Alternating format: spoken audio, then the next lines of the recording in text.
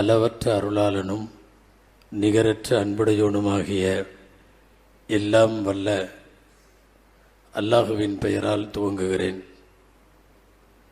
அருமை நாயகம் முஹம்மதுர் ரசூலுல்லாஹ் ஸல்லல்லாஹு அலைஹி வஸல்லம் அவர்களின் மீதும் நற்பாக்கியங்கள் நிறைந்த அவர்களுடைய உம்மத்தின் மீதும் குறிப்பாக இந்த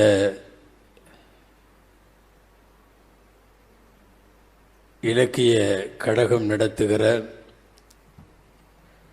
உலக இஸ்லாமிய தமிழிலக்கிய 9ஆம் மாநாட்டினுடைய மார்க்க அறிஞர்கள் அரங்கத்தில் வீற்றிருக்கிற நம் அனைவர் மீதும் எல்லாம் வல்ல அல்லாஹுவின் நல்லருள் என்றென்றும் நிறைவாக உண்டாவதாக. ஆமீன். கண்ணியத்திற்குரிய விழா தலைவர் ஹசரத் கிபிலா அவர்கள், வாழ்த்துரை வழங்கிய சங்கைக்குரிய ஹசரத் கிபிலா அவர்கள், எனக்கு முன்னாலே உரையாற்றிய சங்கைக்குரிய இல்யாஸ் ரியாசி ஹசரத் அவர்கள், வரவேற்புரையாற்றிய திருச்சி மீரான் ஹசரத் அவர்கள், இங்கே முன்னிலை வகித்து கொண்டிருக்கக்கூடிய உள்நாடு வெளிநாடுகளை சார்ந்த மரியாதைக்குரிய மார்க்க அறிஞர்கள், எனக்கு பின்னாலே நல்ல பல கருத்துக்களை இஸ்லாமும் இலக்கியமும் என்கிற தலைப்பிலே முன்வைக்க இருக்கிற சங்கைக்குரிய ஆஸ்திரேலியா அஸ்ஹரி ஆலிம் பெருந்தகை அவர்கள்,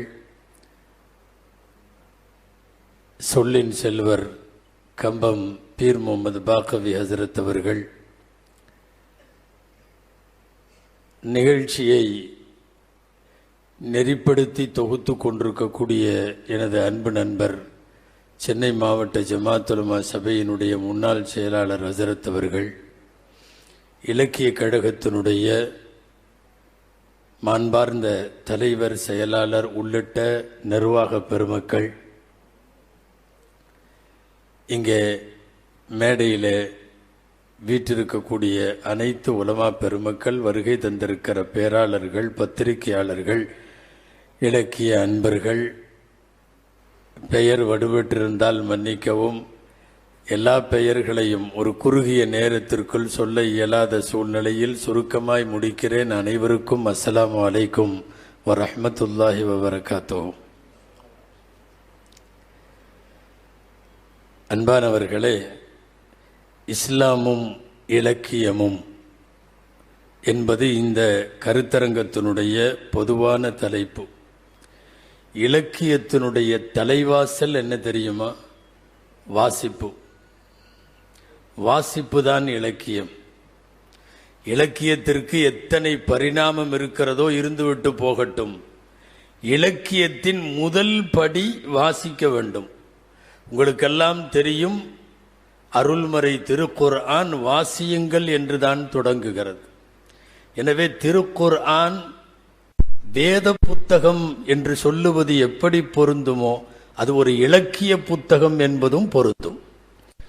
காரணம், இலக்கியத்தினுடைய முதல் படியின் வாசிப்பை தான் தனது முதல் வார்த்தையாக திருக்குர்ஆன் இறக்கி காட்டியது. இலக்கியம் என்று இன்றைக்கு எதற்கெல்லாம் சொல்லுகிறோம்? கதைகள் இலக்கியம், கட்டுரைகள் இலக்கியம், நாடகங்கள் இலக்கியம், பல்வேறு புதினங்கள், படைப்புகள், உரைநடைகள், இதுக்கெல்லாம் சேர்ந்துதான் இலக்கியம் என்று பெயர். இது எல்லாம் குர்ஆனுக்குள்ளே இருக்கிறது. இது எல்லாம் நபிகளாரின் வார்த்தைக்குள்ளே இருக்கிறது. எனவே இது எல்லாம் இஸ்லாத்திற்குள்ளே இருக்கிறது. திருக்குர்ஆனில் ஈரம் சொட்ட சொட்ட அல்லாஹ் வரலாறு பேசுகிறான். எத்தனை வரலாறு தெரியுமா? குர்ஆன் போல் ஒரு கதை சொல்லி உலகத்திலே இல்லை. அப்படி ஒரு கதை சொல்லி வேதம் திருக்குர்ஆன். குர்ஆனுக்குள்ளே கவிதை இருக்கிறதா என்று சிலர் கேட்கலாம். கவிதைக்கு எதிரா என்று கேட்கலாம். குர்ஆனின் நடையே கவித்துவமானது. நான் சான்றுக்கு ஒன்று சொல்லுகிறேன். நீங்கள் சூரா மரியம் எடுத்து வாசியுங்கள். பொருளெல்லாம் புரிய வேண்டாம், மரியம் வாசியுங்கள். சூரா அன்-நஜ்ம் எடுத்து வாசியுங்கள். அரபுலகமே திகைத்து போன சூறாக்கள் இந்த சூறாவெல்லாம். மரியம் சூரா, நஜ்ம் சூரா. நஜ்ம் சூராவை முதலாய் நபிகளார் ஓதிய போது, நான் வரலாறு சொல்ல மாட்டேன், 2 வரிகள் எனக்கு தேவை வரலாற்றில். நஜ்ம் சூராவை ஓதிய போது அடிக்க வந்த காஃபிர்களும் சஜிதா செய்துவிட்டு போனான் என்று சொல்லுகிறது வரலாறு. மரியம் சூராவை அடுத்த நாட்டினுடைய அரசவையிலே வைத்து நஜ்ஜாஷி மன்னருக்கு முன்னால் ஓதப்பட்ட போது மரியமின் வசனங்களில் அப்படியே உள்ளத்தால் அவதானித்து உருக்குலைத்து உடைந்து கண்ணீர் விட்டு அவர் அழுதார் என்று சொல்லுகிறது நபிகள் நாயகம் ஸல்லல்லாஹு அலைஹி வஸல்லம் சொல்லிய நஜ்ஜாஷி மன்னரை பற்றிய குறிப்புகள். திருக்குர்ஆனில் கதை உண்டு, திருக்குர்ஆனில் கவிதைகள் உண்டு, திருக்குர்ஆனில் இலக்கிய உரை நடைகள் திருக்குர்ஆனுக்குள்ளே உண்டு. தேவையான இலக்கியத்தின் அத்தனை பரிணாமங்களையும் நாம் குர்ஆனுக்குள்ளே பார்க்கலாம். ஒன்று தெரியுமா? அரபுலக இலக்கியம் ஃபேமஸ் எது தெரியுமா? இன்றைக்கும் கூட அரபு கல்லூரிகளிலும் பாடம், அப்சருல் உலமாவிலே பாடம், எம்ஏ அரபியிலே பாடம், எல்லா யூனிவர்சிட்டியிலும் பாடம். என்ன தெரியுமா? 7 கவிஞர்களுடைய கவிதை தொகுப்பு. அதுக்கு சபஅ முஅல்லகாத் என்று பெயர். நாங்கள் அந்த பாடத்தை நடத்தி கொண்டிருக்கிறோம். அது என்ன தெரியுமா? கஅபாவுல கொண்டு வந்து கவிஞர்கள் கவிதை எழுதி தொங்க விட்டுருவான். நான் சொல்றது ரசூலுல்லாஹ்வினுடைய வருகைக்கு முன், இஸ்லாமிய வருகைக்கு முன் கொண்டு தொங்க விட்டான்னா, யாராவது ஒரு புள்ளியாவது திருத்த முடிஞ்சா திருத்துங்கப்பா பார்க்கலான்னு வருஷம் பூரா அது தொங்கும். யாரும் திருத்த முடியாது. அபாரமான மரபு கவிதைகள், அப்படிப்பட்ட பெரிய பெரிய யாப்பிலக்கண வகைகள் அத்தனையும் அரபியில தொங்கும். அப்படி தொங்க விடப்பட்ட உலக பிரபலமான கவிதைகள் 7. அந்த 7ஐயும் தொகுத்து நூலாக்கி அஸ்ஸபுல் முஅல்லகாத் என்று இன்றைக்கும் யூனிவர்சிட்டியில் அரபி கல்லூரிகளில் எல்லாம் பாடத்தில் வைத்திருக்கிறோம், நடத்தி கொண்டிருக்கிறோம்.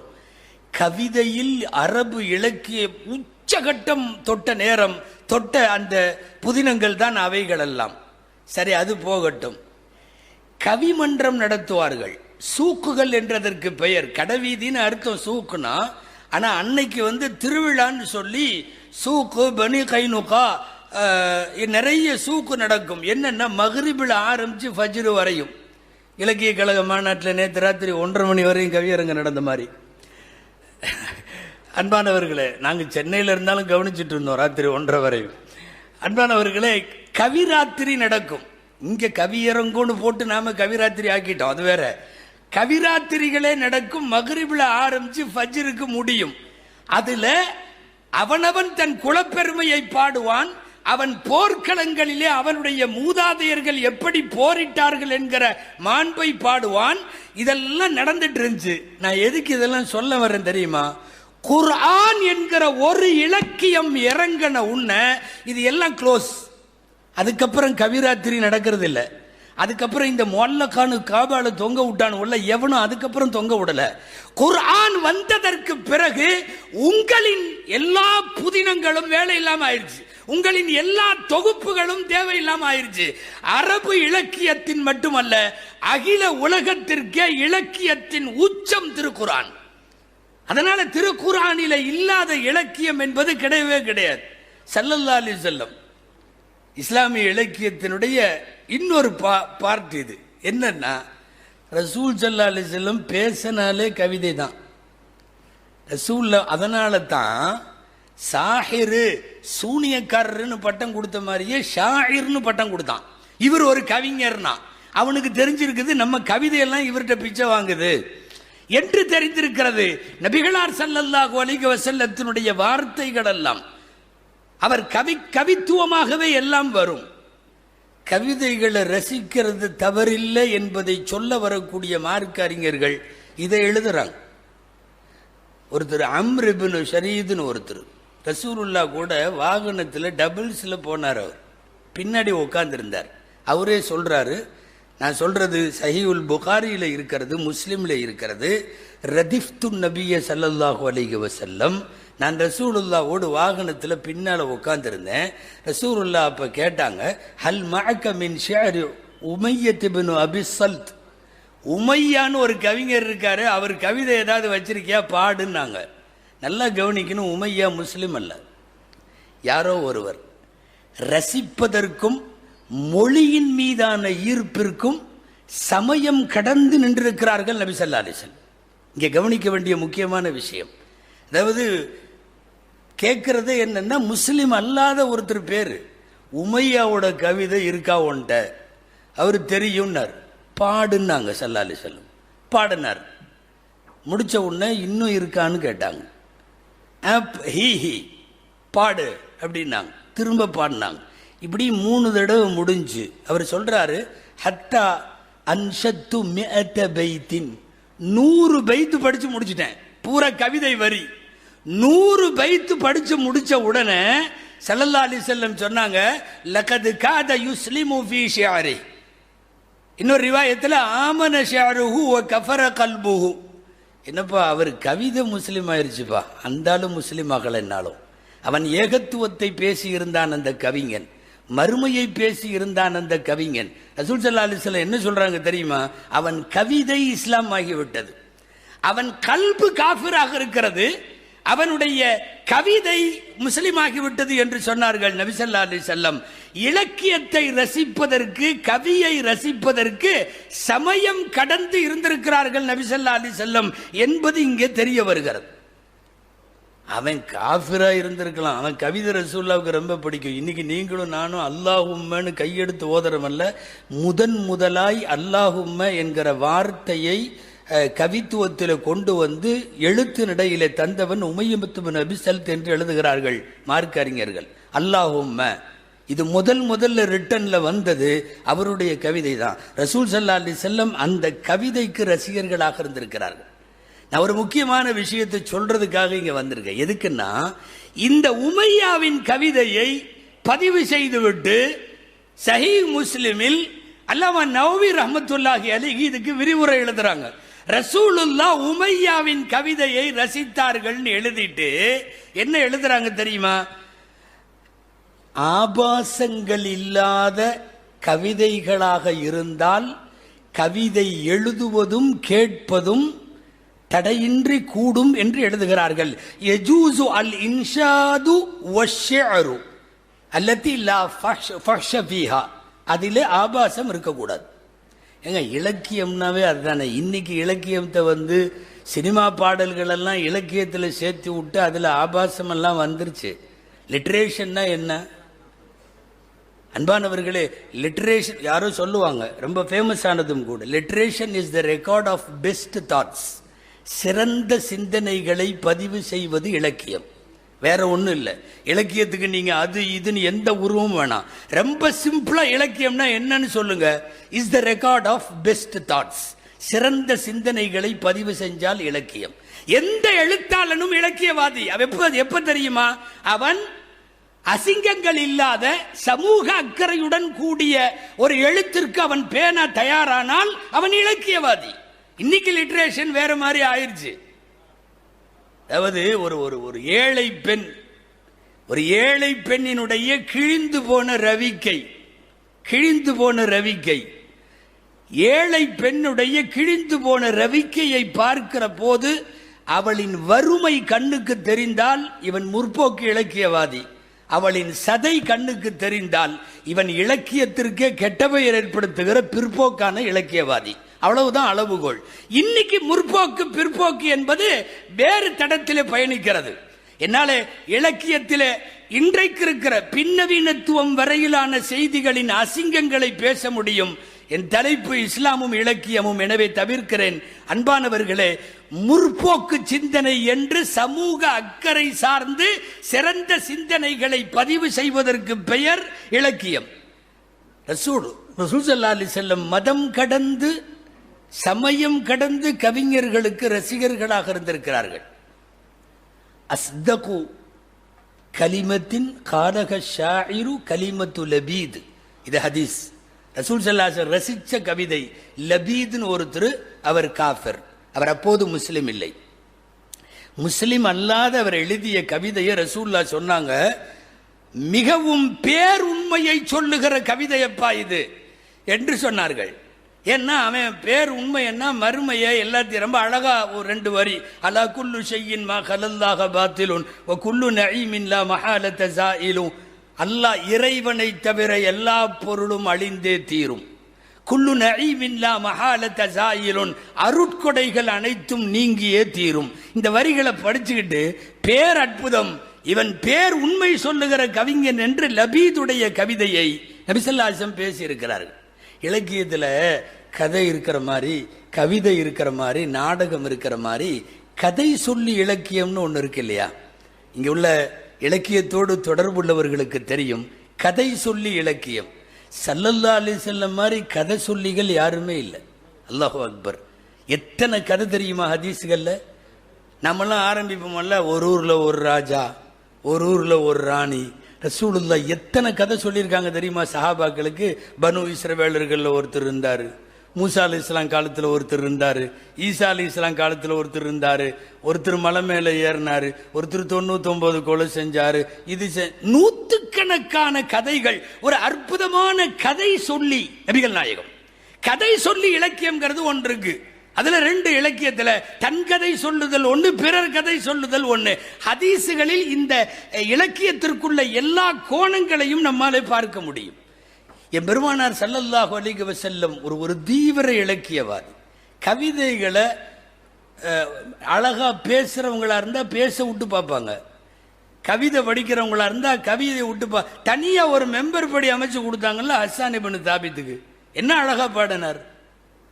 வாஹ்ஸனு மின்க லம் தரகத்து ஐனி வஅஜ்மலு மின்க லம் தலிதின் நிசா குலிக்த முபர்ரஅம் மின் குல்லி ஐபின் கஅன்னக குலிக்த கமா தஷாஉ. நாயகமே, உங்கள் போல் என் கண்கள் வேறு யாரையும் பார்த்ததில்லை, உங்களைப் போல் யாரையும் பெண்மகவுகள் பெற்றெடுத்ததே இல்லை, தாய்க்குளம் பெற்றெடுக்கவில்லை. நீங்கள் எல்லா குறைகளை விட்டும் பரிசுத்தமாய் படைக்கப்பட்டீர்கள். அநேகமாய் நீங்கள் மட்டுமே நீங்கள் விரும்பியது போல படைக்கப்பட்டீர்கள். 60 வருஷம் நாயகத்திற்கு கவிதை எழுதிய பெருமைக்குரிய ஹஸ்ஸான் இப்னு சாபித் மதீனா மஸ்ஜிது நபவியினுடைய மெம்பரிலே வைத்து கௌரவிக்கப்பட்டார் என்பது இலக்கியத்திற்கு பெருமானார் கொடுத்த இருக்கை என்றுதான் அதை சொல்ல வேண்டும். இலக்கியத்திற்கு ஸல்லல்லாஹு அலைஹி வஸல்லம் அமைத்து கொடுத்த மேடை என்றுதான் அதை சொல்ல வேண்டும்.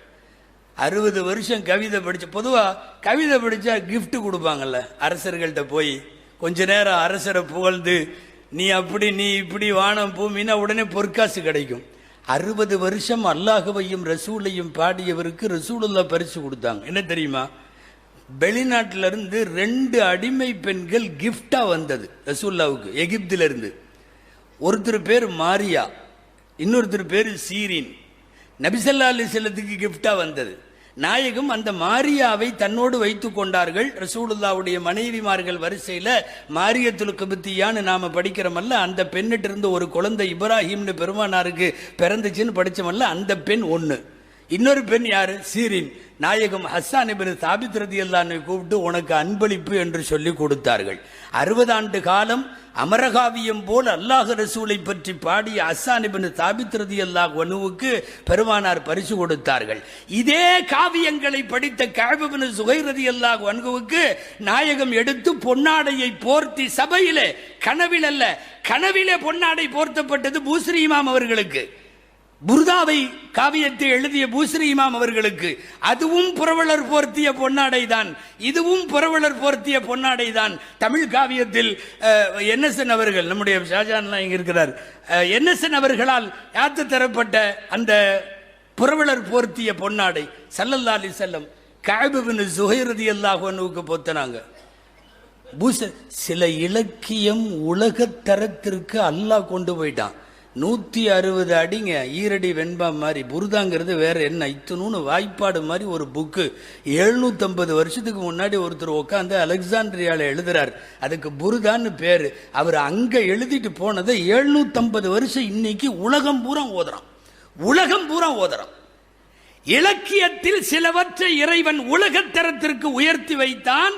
அதிலே நபிகள் ஸல்லல்லாஹு அலைஹி வஸல்லமுடைய காவியம் எல்லாம் நடந்து முடிந்தது. அந்த காவியம் எல்லாம் அல்லாஹ்வால ஏற்றுக்கொள்ளப்பட்டது. உங்களுக்கெல்லாம் தெரியும்னு நினைக்கிறேன். மௌலாய சல்லி வசன் லிம்தாயி மன்னபதா அலா ஹபீபிக கைரில் ஹல்கி குல்லிஹிமி. முதல்ல இந்த வாக்கியத்தை உருவாக்கி பிஸ்மில்லா சொல்லி வச்சது பூஸ்ரி இமாம். அவங்க தான் எழுதினது. என்ன ஆச்சு தெரியுமா? அதுக்கு பின்னாடி வந்த ஆயிரம் கவிஞர்களுக்கு டைட்டிலே இதுதான், மௌலாய சல்லி வசல் லிம்தாயி மன்னபதா. பூஸ்ரிக்கு முன்னால் இந்த வார்த்தை இல்லை, பூஸ்ரி வந்ததற்கு பிறகு வருகிறது. அதாவது அமரகாவியம்னு சொல்றமல்ல, சாகாத இலக்கியம்னு சொல்றமல்ல, இது புருதா போன்றவை. ரப்புல் ஆலமீன் இந்த இலக்கியங்களை காலத்திற்கும் நினைத்து வைத்து விட்டான். ஒரே ஒரு செய்தி சொல்லி நிறைவுபடுத்துகிறேன். இந்த முஜீபா கவி பின்னாடி நடந்துகிட்டே இருக்கார். அப்படி போறாரு, இப்படி கிழக்கையும் மேற்கையும், அதனால முடிங்கன்னு அர்த்தம். கடைசியாக சொல்லுகிறேன், இலக்கியத்தினுடைய உச்சகட்டமாக இருப்பது அன்னைக்கு அரபு நாட்டில இருந்து இன்னைக்கு வரைக்கும் கவிதைகள். இந்த தமிழ்நாட்டில் ஒரு முசீபத்து என்ன நடந்துச்சு தெரியுமா? சமீப காலமா ஒரு 30 வருஷமா இலக்கியத்தின் ஒரு வடிவமாக பார்க்க வேண்டிய கவிதையை பிடிச்சு கொண்டு வந்து மசாயில் வடிவத்தில் பார்க்க ஆரம்பிச்சு இதுல ஷிர்க் இருக்குதுன்னா. கவிதை எந்த காலத்தில் இயல்பாக உள்ளதை பேசும். இயல்பை பேசினால் உரைநடை, இயல்பை கொஞ்சம் தூக்கி பேசினால் தான் கவிதை. இவன் இதெல்லாம் படிக்க கூடாது, இதெல்லாம் சொல்லக்கூடாதுன்னு கவிதையினுடைய நிறத்தை வேறு நிறம் போட்டு விட்டார்கள். ரொம்ப வருத்தமான விஷயம். இலக்கியத்தை இலக்கியமாக பார்க்க வேண்டும். நீ அதுக்குள்ள போய் மசாயில் பார்க்க ஆரம்பிச்சு ஒரு தீராத தலைவலி உருவானதை என்னாலே இது போன்ற இஸ்லாமும் இலக்கியமும் என்று பேசுகிற போது தவிர்க்க முடியவில்லை. சிலது அப்படித்தான். ஒரு கவிஞன் பாடுகிற போது, எனக்கு முன்னாடி பேசின அஜர் சொன்னாங்க, விருந்து படைப்பதை போன்று கவிதை இருக்க வேண்டும். நாகூர் அனிபா பாடுறாரு. நாகூர் அனிபா இவங்க ரசூல் ஸல்லல்லாஹு அலைஹி வஸல்லத்தை பத்தி பாதார்ல, உங்களை காண வேண்டும் போல் இருக்குதே அண்ணல் நபி பொன்முகத்தை அப்படின்னு சொல்லி ஒரு கண்கள் தேடுதே அப்படின்னு பாடிக்கிட்டே போவார். அதுல ஒரு வரி வரும், புஷ்பங்களின் மகரந்தமா மதீனத்து புழுதியில் நான் உருள வேண்டும் புரள வேண்டும் போல் இருக்குதே அப்படின்னா, அதை படிச்சுட்டு மேடை போட்டு இவன் மண்ணடியில் உக்காந்துட்டு ஏன் உருள்ற ஏன் புரள்ற. இல்ல, அவர் என்ன பண்ணிட்டாரு? நாயகம் பிறந்த மதீனத்து மண்ணில் நான் உருள வேண்டும் என்பது அது ஒரு இலக்கிய தோற்றம். அது ஒரு காவியம், அது ஒரு அற்புதமான கற்பனை. பெருமானாருடைய மண்ணில் நான் உருண்டு வரேன்னா இது ஷிர்க்கு, இந்த வார்த்தைகள் கூடாது. நீ ஏன் உங்க ஊர்லயே உருள வேண்டியது தானே நாகூர்ல, நீ எதுக்கு மதீனால உருள்றன்னு கேட்டா இலக்கியத்தை கொச்சைப்படுத்துகிற வேலை. தயவு செய்து ஃபிக்ஹ் என்கிற மசாயிலை கொண்டு வந்து இலக்கியத்திற்குள்ளே நுழைக்காதீர்கள். இது வேறு மாதிரியான பார்வைகளை கொண்டு போகும். அன்பானவர்களே, நீண்ட நெடிய பேசுவதற்கு நேரமில்லை. நிறைய பெருமக்கள் செய்திகளோடு காத்திருக்கிறார்கள். இஸ்லாத்திலே இல்லாத எந்த இலக்கியமும் இல்லை. சொல்ல போனால் இலக்கியத்திற்கு களமும் தளமும் அமைத்து பன்னெடுங்காலமாய் இலக்கியத்தை இஸ்லாம் பாதுகாத்து வருகிறது. அல்லாஹு ஜல்லஷானுஹு தஆலா மார்க்கத்தை அதன் எல்லா பரிணாமங்களிலும் சரியாய் விளங்கி புரிந்து செயல்படும் தௌஃபீகை அல்லாஹ் நம் அனைவருக்கும் தருவானாக என்கிற நல்ல துஆவோடு, கடந்த கால இலக்கிய மாநாடுகளை விடவும் 9வது மாநாட்டில் உலமாக்களுக்கென்று ஒரு அரங்கம் தந்ததோடு மட்டுமல்லாமல் இந்த மாநாட்டினுடைய பல்வேறு அரங்குகளிலேயும் உலமாக்களை இணைத்து பங்கெடுக்க வைத்த இந்த இலக்கிய கழகத்தினுடைய மாண்பார்ந்த நிர்வாகிகளுக்கு நன்றி, ஜஸாக்குமுல்லாஹு கைரா என்று சொல்லி நிறைவு செய்கிறேன். வஆகிரு தஅவானா அனில் ஹம்துலில்லாஹி ரப்பில் ஆலமீன். அஸ்ஸலாமு அலைக்கும் வரஹ்மத்துல்லாஹி வபரகாத்துஹு.